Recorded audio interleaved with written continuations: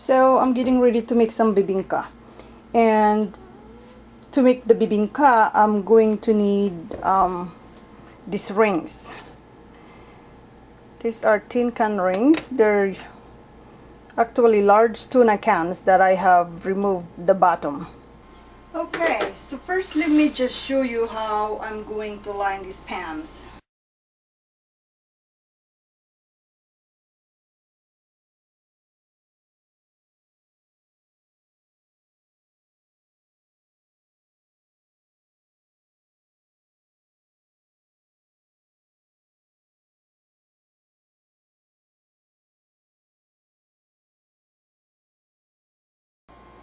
Okay, so these are the pans that I've already, rather the tin rings that I've lined up with the banana leaves.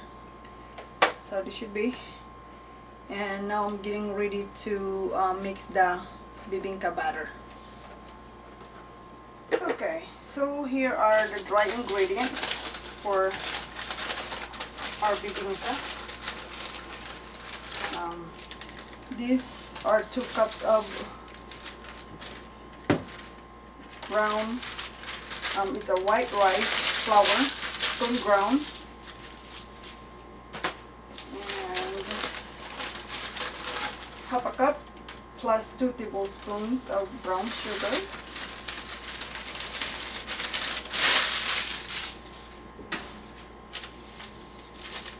and I have a tablespoon of baking powder and 1/4 teaspoon of use kosher salt or regular salt.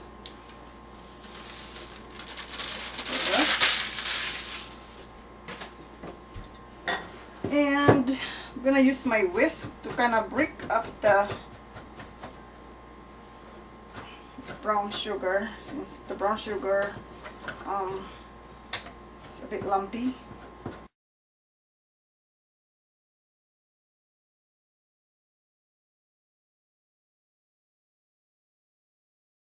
Okay, so I'm mixing our wet ingredients. I'm not sure if you can see that, but here are 2 extra large eggs, a teaspoon of vanilla extract, and 1/4 of a teaspoon of anise seeds. So I'm pretty much just gonna beat these.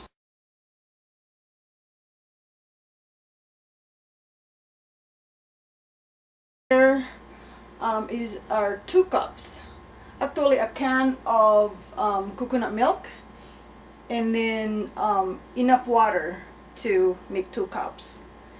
The can of coconut milk was about 1.75 cups, so I just fill it up with water. So I have 2 cups of liquid.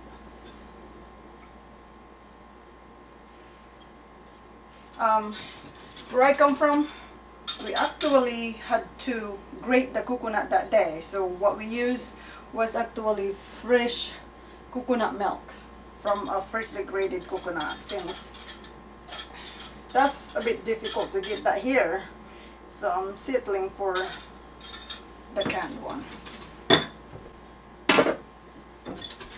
So just beat it till it's mixed, and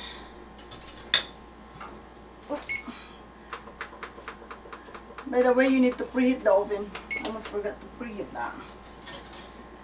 And go ahead and pour the liquid ingredients over the dry ingredients. The whole thing. I'm actually not beating it, I'm just stirring it and then tapping the whisk to get rid of the lumps of flour that's inside the whisk.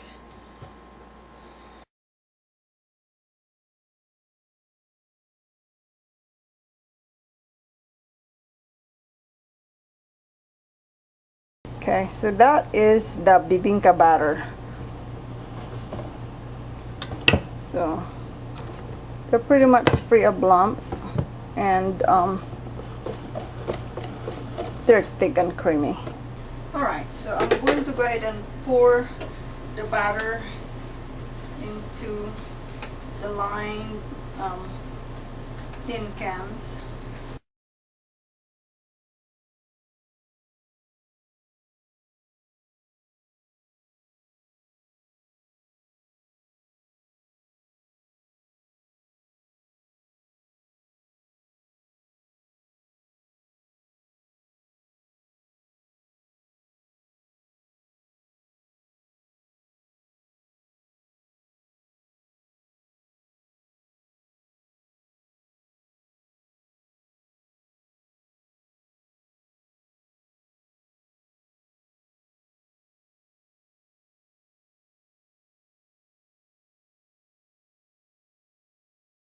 Okay, so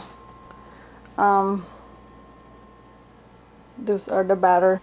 So I'm baking that for 30 minutes. I've already preheated the oven. Hi. I should also mention that if you don't have the tin can rings that I have, you can also use ramekins like this and just line them up with banana leaves. So like I said, instead of using the tin can rings that I have, which I made recycled from large tuna can, you can just do this. Also mentioned that people in Luzon actually make their bibingka different.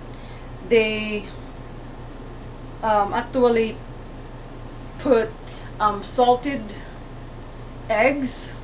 Salted eggs is almost like pickled eggs. It's an egg that's been boiled and buried in the ground, and it's really really salty.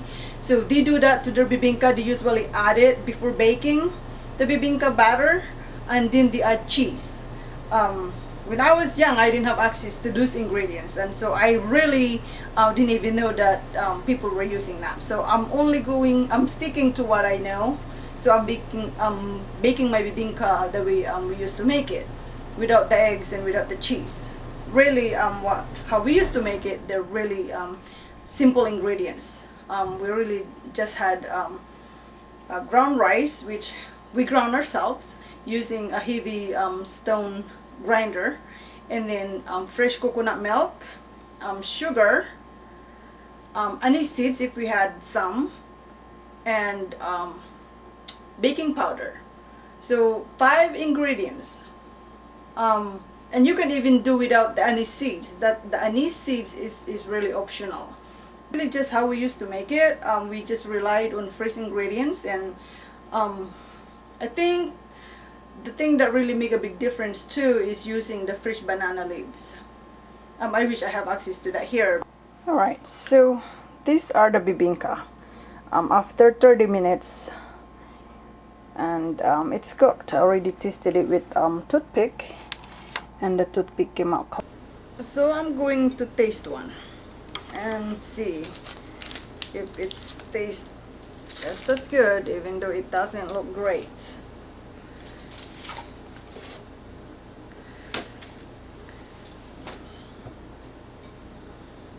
So let's see. So you pretty much just remove the leaves. It's there you go. It just falls off the leaf actually. The banana leaf serves as non-stick liner. So, and that's pretty much how it looks at the bottom.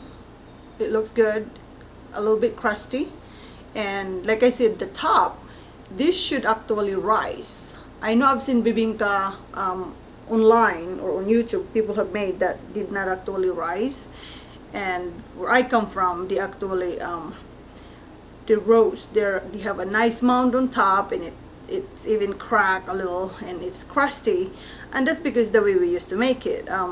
We used to have a hot coal on top, and then a coal at the bottom, which created a nice crust on top and at the bottom. However though, the taste should still be good, and the texture, there you go. That's okay. That looks good. Smells good. So go ahead and taste it. I usually prefer bibingka that's cold. It tastes I think all the flavors kind of blend in, and it tastes better when it's cold, but I'm tasting it right now warm, so I wanted to see.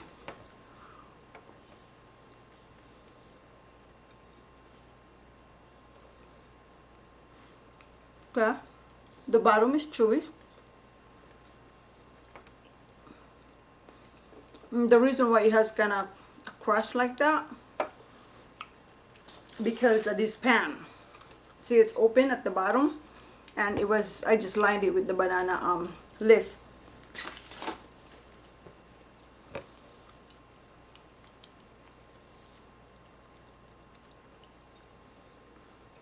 Okay, it's good.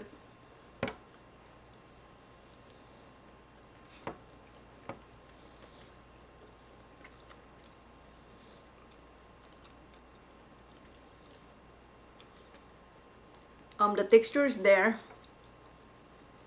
The outside is a bit chewy. Inside is soft and spongy.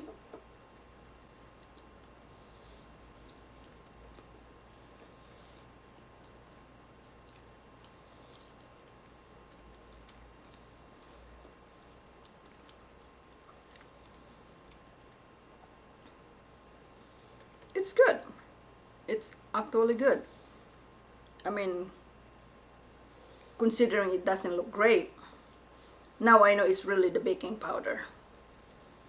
So I'll have to get a new can of baking powder. I guess it's one thing about cooking. A lot of times you can still eat it. Like with this, there's nothing wrong with them. It just failed to rise properly, but it still tastes good. I know when I was a girl, we were never allowed to eat a whole bibingka. That was because every time we made bibingka, we sold them.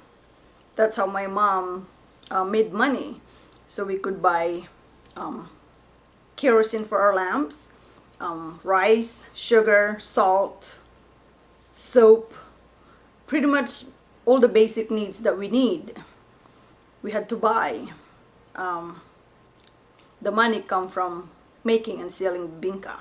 So that our mom would give us one bibingka, and we'll have to split one into like 6, because there were 6 of us.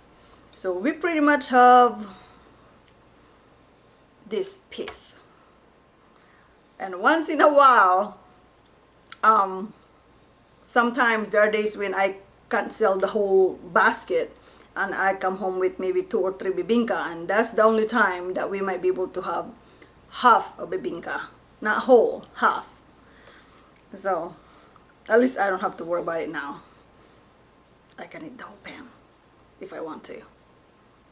I've eaten like 2 already, so this is my 3rd one. I'm greedy, I know.